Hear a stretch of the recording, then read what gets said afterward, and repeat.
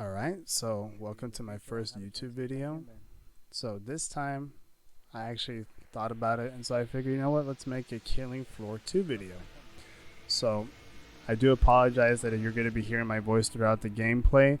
So this was when I was streaming and I forgot to lower the volume of the gameplay, so if you hear me talking you could barely hear me. So I do apologize for that. So in this video I decided to go with sharpshooter because I've already prestiged the other levels. So what I did is I was like, you know what, let's try to make this a challenge video. So as you can see, this is a suicidal game mode. So I tried going on ahead and try to survive the entire game with just using nothing but the Winchester. As you can see right now, I mean, I kind of struggle a little bit because with the hip fire, but regardless, it's still pretty good. It does a lot of good, it's good with headshots, as you can see. Headshots is really clean with this gun. But as you can see, it's kind of difficult especially when it comes to having a lot of Zeds on you. So if anything, just try to keep your distance from the Zeds and you'll be fine.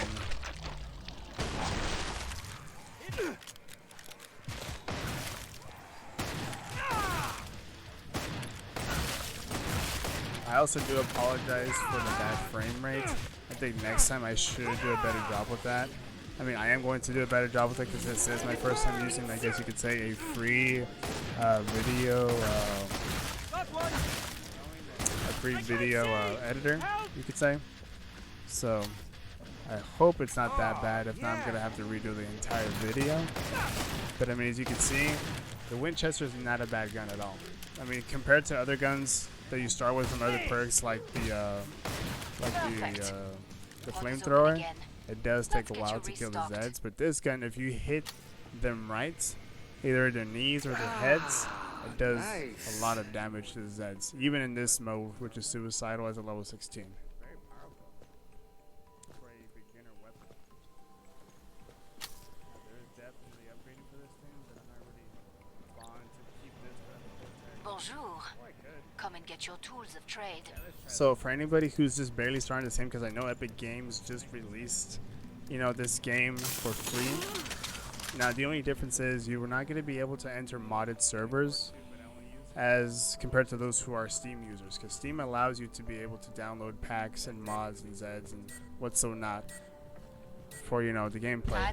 Just before this game, I was actually playing a modded server where it was a whole variety of weapons from other games, and they even had modded the headcrab zombie from Half-Life or Half-Life 2 into the game, and it was kind of fun because they kept the mechanics of the headcrab. That let's say you kill the zombie, the headcrab jumps off of it and it tries to kill you instead. But it doesn't jump. It acts and behaves like a regular crawler. So as you can see in the gameplay right now, the Winchester is really good with reloading, but then again, that's only when you achieve level 15, which you either have two options, either stumble power or you get to reload faster. Now in this game, especially when it comes to a sharpshooter, your best friend is going to be just reloading as fast as you can. As you can see, yes, it is reloading really quickly, but let's say you didn't have that on, it takes a long time. And then by the time you fill your entire clip or your magazine, they're going to be on you already, and most likely you're going to die.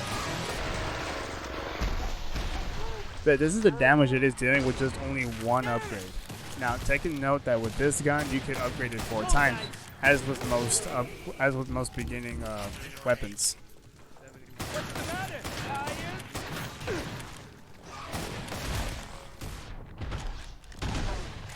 Now, this game is really good with hip firing, especially when you're upgraded.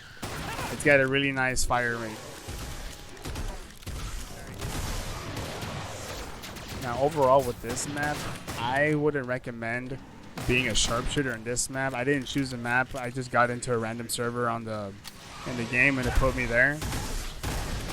You can't sled like that. There is other maps in the game that's really suitable for a sharpshooter, like Nuked.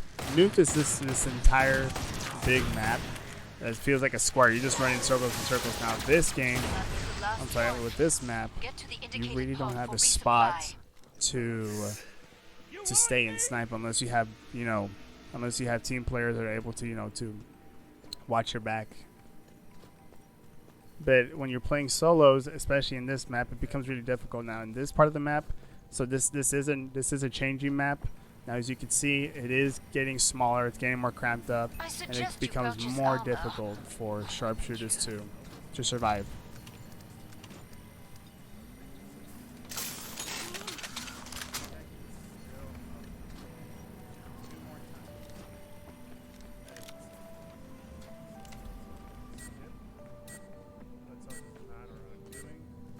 More Zeds on the scope. Back to it, mes amis. Again, I do apologize if you can hear my voice in the gameplay. I did try to make everything in one go for this gameplay or this video that I'm planning to upload on YouTube pretty soon, which is why I'm just using Audacity just to, you know, make a voiceover of the gameplay. Hopefully, it doesn't disturb anybody too much. Getting a lot of attention.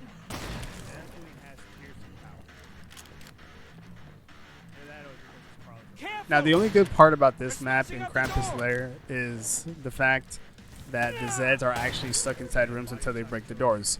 Now, this is a good map, or this would be a good opportunity to keep wheeling the doors. But as I mentioned previously, when you're playing solos in this map, it becomes too difficult to try to keep all the doors welded, and even then, you still have to kill all of them. So, in solos, you just let them all go through, or at least try to weld one door. Like that one right there, right next to the trader. It would be an ideal spot to just stay there because you can see from every angle. Now, there is some angles in this part of the map that becomes really difficult. Like there's going to be like a little bridge. Maybe you'll be able to see it there soon. But like I said, this perk isn't really suitable for this map, especially when you're playing solos.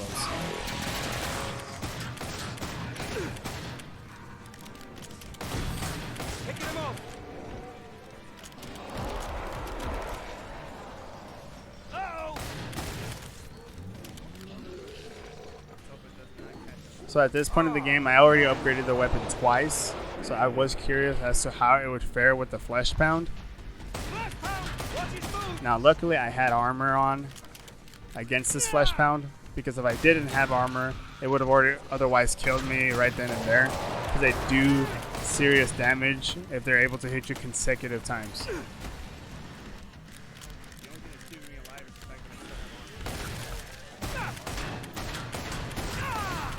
Now, the only thing that annoys me about trying to hit a Flesh Pound's head, and this applies for like any map or any game mode, is that when they're in rage mode, especially with the regular Flesh Pounds, they put their gauntlets in front of their heads, or at least in front of their faces, as a mechanic to, you know what, not letting you hit that headshot. Like, it's still possible, but it becomes difficult, especially when they're already that close, especially in this map where you're in a very small compact area, so it becomes difficult trying to hit the headshots.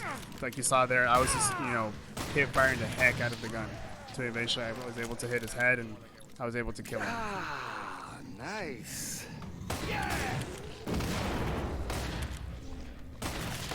Gun bam style.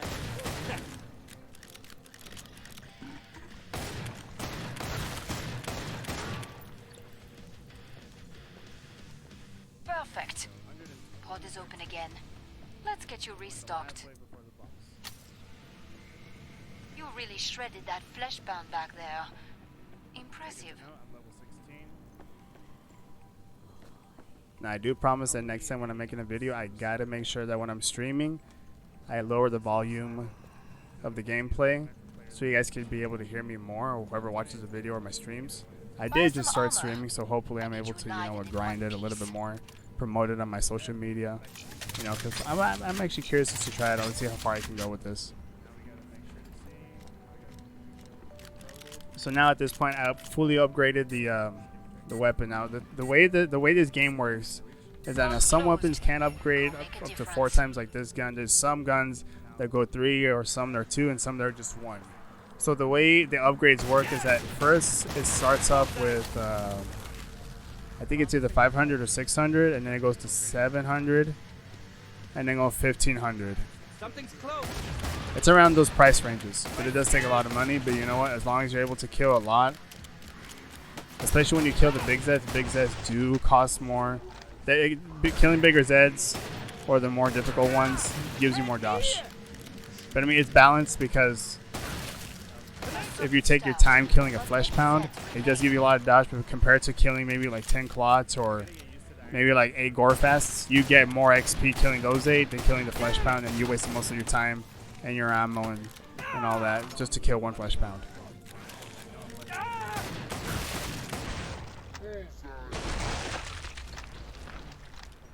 Now the hip firing in this game is really nice, at least with the Winchester sometimes, and then right there, as you can see, it doesn't really do a good job. And see what I mean about with you know, in close spaces? That's why I don't recommend this map to be a sharpshooter, because you get easily, it's just two-sided. You got Zeds in front of you and you got Zeds in the back behind you.